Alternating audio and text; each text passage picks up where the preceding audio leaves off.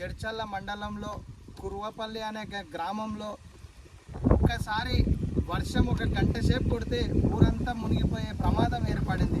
అది పూర్తిగా రాజకీయ నాయకుల ఒత్తిడి వల్ల, రాజకీయ నాయకులు ఇక్కడున్న పలుకుబడి వల్ల, రాజకీయ నాయకుల అండదండతోని ఎక్కడైతే నక్ష కాల్వ ద్వారా వాళ్ళకి ఏదైతే నీళ్లు పోయే అవకాశం ఉందో అదంతా అక్రమ పద్ధతి ద్వారా దాన్ని మూసివేయడం ద్వారా ఈరోజు వాళ్ళ పంట పొలాలు మునిగిపోవడంతో పాటు ఒక చిన్న వర్షం వస్తే అక్కడ ఉన్న ఈదుల చెరువు నిండి ఊరంతా మునిగిపోయే ప్రమాదం ఉన్నా కూడా మునిగిపోయిన రోజులలో కూడా ఇక్కడ అధికారులు వచ్చి సందర్శించిన సందర్భంలో కూడా ఈరోజు వరకు చర్యలు తీసుకోకపోవడం అంటే దీని వెనుక రాజకీయ హస్తం ఉంది, రాజకీయ అండదండ నాయకులు ఉన్నారు.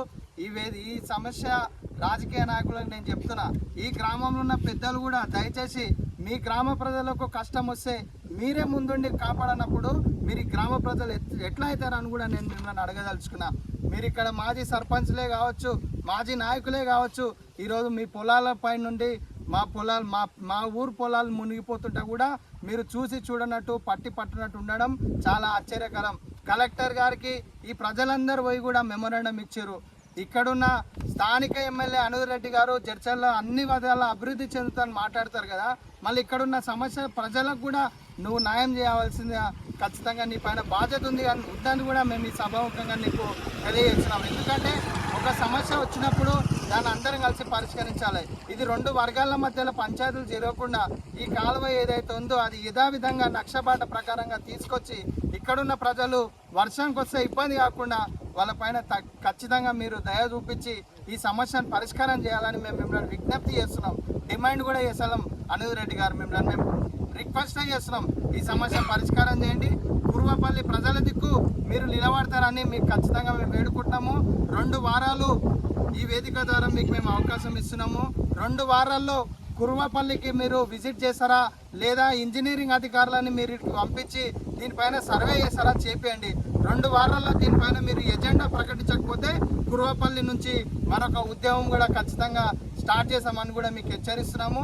మరి అదేవిధంగా ఇక్కడున్న ఏదైతే చెక్ డ్యామ్ నిర్మాణం చేయాలనో గతంలో ఉన్న లక్ష్మారెడ్డి గారు కూడా చెక్ డ్యామ్ నిర్మాణం చేయాలని ఇక్కడ ప్రజలు అడిగినప్పుడు ఉసుకే మొత్తం పోతుంది, దాని ద్వారా నీళ్లు నిలవలేకపోవడం వల్ల పంటలు కూడా పండుతలేవని చెప్పిన సందర్భంలో ఇక్కడ ప్రొసీడింగ్లు కూడా అయినాయి, మీకు చెక్ డ్యామ్ కూడా అయిపోతున్నాయి. ఈ ఎలక్షన్లో గెలిచిన ఎంబడే మీకు చెక్ డ్యామ్ కూడా నిర్మిస్తామని వాళ్ళకు ఒక తప్పుడు కాగితాలు చూపించి ఇక్కడ ప్రజలను మోసం కూడా చేయడం కూడా జరిగింది. మీరు ఇప్పుడు శాసనసభ్యులు ఎమ్మెల్యే కాబట్టి ఆ చెక్ డ్యామ్ విషయంలో కూడా ఆ ప్రొసీడింగ్లు ఏమన్నా ఉంటే ఇక్కడ ఒక చెక్ డ్యామ్ మీరు ఏర్పాటు చేయాలని మేము డిమాండ్ చేస్తున్నాం. ఎందుకంటే ఈ చెక్ డ్యామ్ వల్ల ఇక్కడున్న ప్రజలకు కూడా పంట పొలాలు ఎక్కువ పండించే అవకాశం ఉంది, 3 పంటలు కూడా పండించుకునే అవకాశం ఉంది. కాబట్టి మీరు ఖచ్చితంగా ఇక్కడ ఒక చెక్ డ్యామ్ నిర్మాణానికి 2 కోట్ల రూపాయలు శాంక్షన్ చేయవలసిందే కోరుతున్నాము.